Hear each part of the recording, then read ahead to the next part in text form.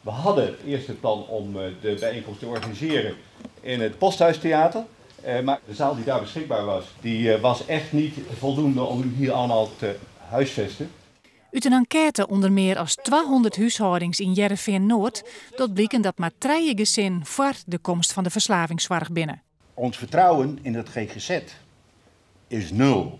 En wij vinden dat eerst dat vertrouwen hersteld moet worden voordat wij überhaupt ergens anders over spreken. Het vertrouwen bij de bewennerscommissie is dus lieds. Dat had nevens haren alles te krijgen maar jeddere incidenten en afspraken die de GGZ schijnt hebben zoeken. Er zullen nimmer en nooit verslaafden verpleegd worden. Er zullen geen TBS-patiënten komen en al die dingen meer. En je ziet gewoon dat zij langzaamaan alles invoerd hebben, maar de buurt heeft nog nooit wat te jaren gekregen. Het protest schokt de directeur van de GGZ.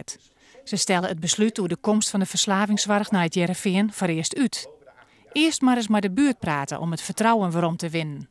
Hoe verhouden we ons tot elkaar? Wat gebeurt hier eigenlijk? Want anders gaan we hier cosmetische oplossingen verzinnen en iedereen gaat naar huis met het idee, ze kletsen wel raak, ze gaan toch wel door en daar voel ik persoonlijk helemaal niks voor. Het gaat de foute kant op.